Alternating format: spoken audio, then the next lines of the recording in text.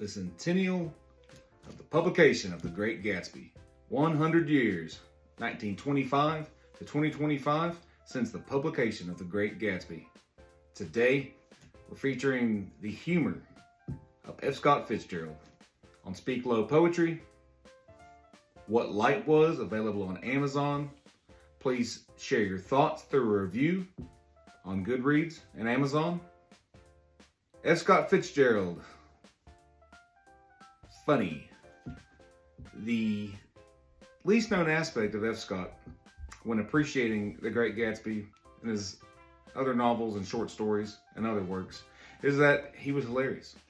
In his lived life, his daily antics and eternally, playfully pretending escapades were what defined him in his literary circles and friendships and kept him lovable through all of his ups and downs and collapses and being on top of the world or not.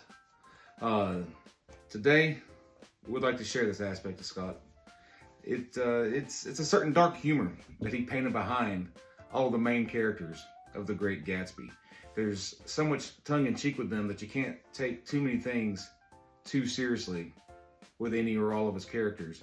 That has to come shining through in a more full and captivating appreciation of them. Today, two Scotts walk into a bar. One of them's talking to death about smoking and the other about drinking. One pretends to be blind and stumbling around the bar. Then the other calls the FDNY. When they arrive, where's the fire? It's right here. It's in my belly. Oh yeah. The FDNY sits down for drinks, and the two Scotts have shots of scotch contest. Typewriters are brought out, and they're forced to creatively write about their lives until this cast runs out. I had to have the alpha girl, the queen bee androgynous gal, the fluttery and daring and petite and young and pretty and unavailable, high-flying live wire doll. Well, I pay to see passion, and so does the public. There's no paradox to sorrow. We pay easy for communal catharsis. Once again, her restless, reckless Scott begins the great novel. Zelda will be the opulent misfortune, Mrs. Daisy Faye Buchanan, the delicate flower fairy who's confused she's a machine gun but Tillery's artillery. Now it was Daisy who wanted to decide, and not somebody else. For her to pull the levers and not be pulled. She wanted to buy now and not be bought, the Daisy star that never sets. Her love was for sale, but no longer. Like seasons that lead nowhere, she had already put all that behind her. There was Daisy in her next luxurious summer with her Miss Jordan. Her husband, Tom the Great Cannon, and their daughter were around and around. Cousin Nick would be right across the sound for her carelessly crafted summer.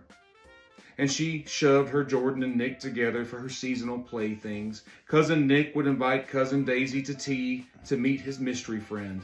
Yet, this curious friend and this curious Daisy had met before in their own curious southern mystery. For the undisciplined satirist, it was Daisy Faye Zelda's world, as long as she was young, as long as she was beautiful.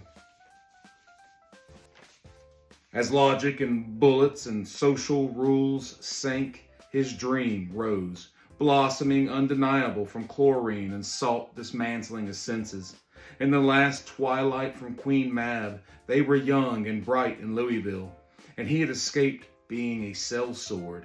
Time could not frame him, the man who became Dream, and he married her right there on that lawn before he would ever have to buy a pool that blood and littered leaves would have to fill, before his words would have to dissolve in a claw-footed tub of tears and first truths.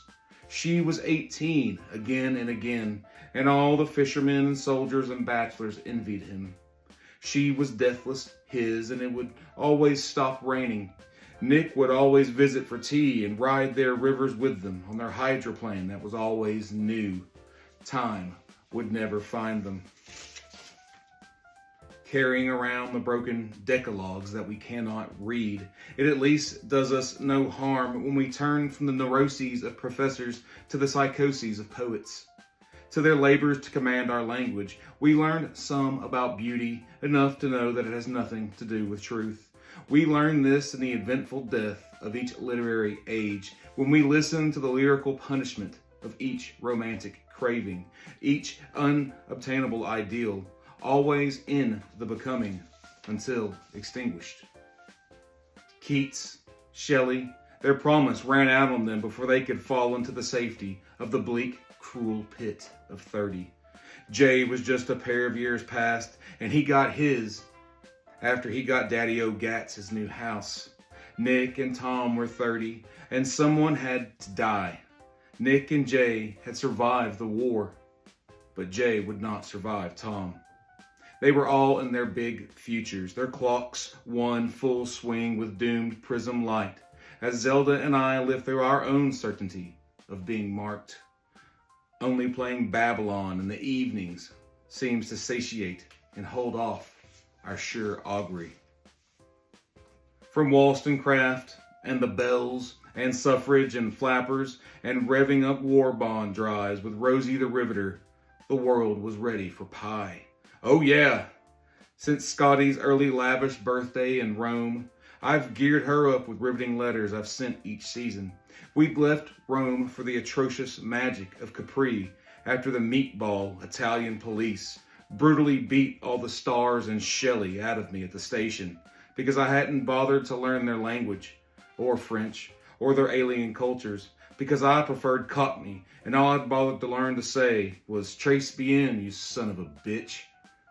Hence, since Scotty was mastering French, postcards and letters became my preferred method for furthering the philological art of English. What Light Was, available on Amazon. Please share your thoughts with a review on Goodreads and Amazon on the centennial of the 100 years publication of The Great Gatsby.